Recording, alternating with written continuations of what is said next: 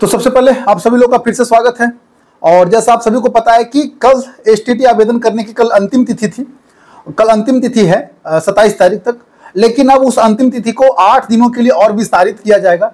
आज पटना उच्च न्यायालय में एक एसटीटी जो फॉर्म भराने का डेट था 17 तारीख से लेकर के 19 तारीख से लेकर के 28 तारीख तक 27 तारीख तक, तो उसको लेकर के एक जनहित याचिका लगाया गया था हाईकोर्ट में, पटना उच्च न्यायालय में। वो जनहित याचिका किन्हीं के द्वारा दायर किया गया था और उन पर आज चीफ जस्टिस ने खुद सुनवाई करते हुए बिहार विद्यालय परीक्षा समिति को यह निर्देश दिया।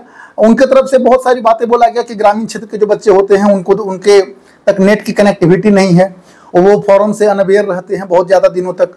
तो बहुत सारी चीज़ें थी और उसके लिए और वो सारी चीज़ों का मद्देनजर देखते हुए पटना उच्च न्यायालय के जो माननीय जो चीफ जस्टिस हैं, उन्होंने ये आदेश बिहार विद्यालय परीक्षा समिति को आज ही के दिन में पारित किया कि आवेदन की जो तिथि है वो 8 दिनों के लिए और विस्तारित किया जाए।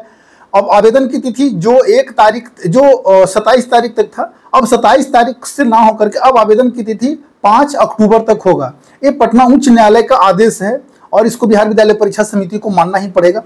और परीक्षा तिथि में बदलाव होगा या नहीं होगा इसको लेकर के अभी कोई जानकारी नहीं है। तो परीक्षा तिथि में देखा जाता है कि संभवतः बदलाव नहीं ही होगा, क्या कि पिछले बार जो स्टेट हुआ था, स्टेट 2024 में, आप सभी को याद है कि स्टेट 2024 में हुआ था, तो उसमें भी आवेदन का तिथि थोड़ा बढ़ाया गया था। आवेदन का तिथि फिर से आवेदन को मार्च में पोर्टल को ओपन किया गया था और एग्जाम जस्ट शुरू होने से पहले तक आवेदन जिसका आवेदन लिया गया था सबका एडमिट कार्ड जारी कर दिया जाता था। तो आवेदन की तिथि बढ़ने से एग्जामिनेशन का डेट पे कोई प्रभाव नहीं पड़ने जा रहा है। एक बात आप लोग श्योर हो जाइए कि आवेदन का तिथि बढ़ने से आवेदन 8 दिनों के लिए और विस्तारित किया गया है। हालांकि 8 दिनों के लिए आवेदन करने का दिया गया था, लेकिन आवेदन को 8 दिनों के लिए और विस्तारित किया गया है और ये विस्तारित पटना उच्च न्यायालय के आदेश के बाद आएगा। ये आपको कल नोटिस के थ्रू आप सभी को पता भी चल जाएगा।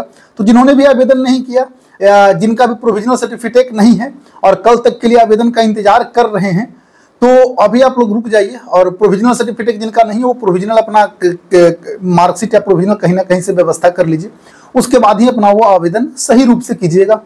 और परीक्षा तिथि में हालांकि कोई बदलाव नहीं होगा। परीक्षा टीसीएस कंपनी ले रहा है, बिहार विद्यालय परीक्षा समिति ही क्वेश्चन सेट करके टीसीएस को देगी। तो जो पैटर्न पिछला लगातार जो चला आ रहा है 2023 में 24 में, हालांकि हल्का फुल्का बदलाव हो सकता है, हल्का फुल्का बदलाव खुद बिहार विद्यालय परीक्षा समिति ही करेगा, लेकिन ज़्यादा इसमें चेंजेज नहीं होता है। तो टीसीएस बस एक एग्जाम लेता है। हाँ, ये रहेगा कि सारा चीज़ सिस्टमेटिक तरह से चलेगा। और एक और बात है कि निगेटिव मार्किंग पर क्या असर, निगेटिव मार्किंग का क्या असर होता है। तो निगेटिव मार्किंग ऐसा नहीं होता है कि बहुत सारा जब शिफ्ट में एग्जाम होता है, एक से ज़्यादा शिफ्ट में एग्जाम होता है तभी निगेटिव मार्किंग होता है। निगेटिव मार्किंग जब वो अटेम्प्ट, जैसे कि किसी ने कोई कैंडिडेट 150 नंबर अटेम्प्ट करके वो 75 या 76 नंबर ला रहा है और एक दूसरा कैंडिडेट 110 क्वेश्चन अटेम्प्ट करके वो मात्र मान लीजिए कि 70 नंबर ला रहा है, तो उस कैंडिडेट जो 70 नंबर ला रहा है 110 120 अटेम्प्ट करके, उसका कहीं ना कहीं जो उसका नॉर्मलाइजेशन में जो उसका मार्क्स है वो बढ़ेगा और जो 150 अटेम्प्ट करके 76 नंबर ला रहा है उसका कहीं ना कहीं मार्क्स घटेगा। तो ज़्यादा निगेटिव करने से, ज़्यादा गलतियां करने से सिर्फ यही एक नुकसान होता है, इससे ज़्यादा कुछ नुकसान नहीं होता है।